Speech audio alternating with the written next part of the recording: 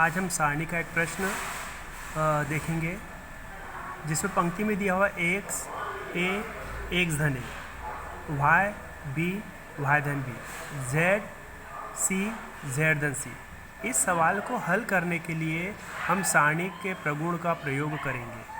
तो इसमें सर्वप्रथम प्रगुण हम लगाएंगे जो स्तंभ पहला है, स्तंभ पहले को परिवर्तित करेंगे और इस स्तंभ में हम स्तंभ 2 को जोड़ देंगे।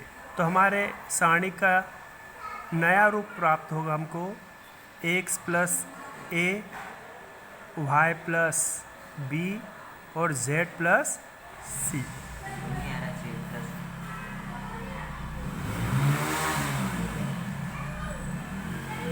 ये प्राप्त हो गया।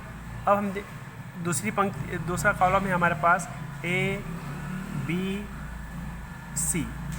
तीसरा कॉलम है x plus a, y plus b और यहाँ पर हमारे पास है तीसरे कॉलम में देखते हैं z प्लस c।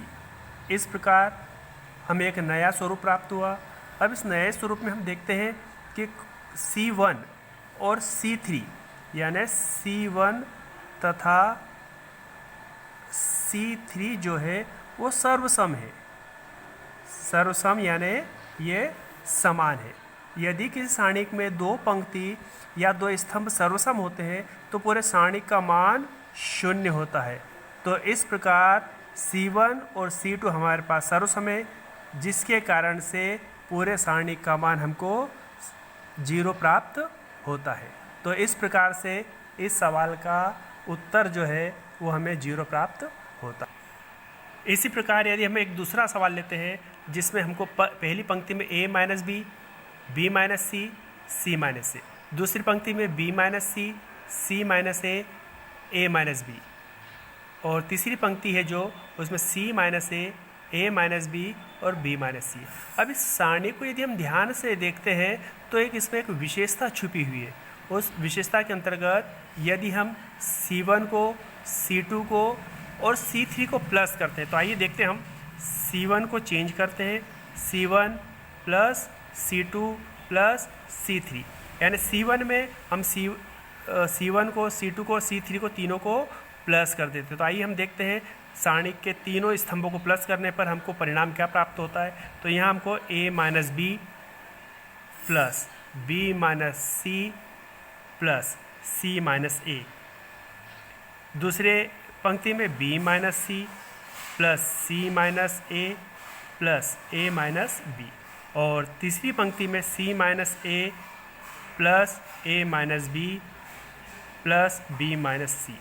बाकी के अवयव हम वैसे कि वैसे उतार देते हैं, b minus C, c minus A, c minus A, a minus B, a minus B और b माइनस सी। इस प्रकार हमारे पास सारणी का एक नया स्वरूप प्राप्त हुआ।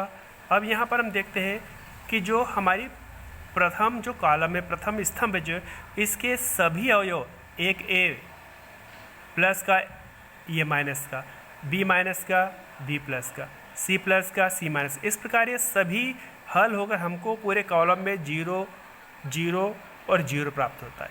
इस प्रकार दूसरे में देखते हैं तो b minus C, c minus ए और a माइनस बी, दूसरे कॉलम वैसे वैसे ही उतार देते हैं।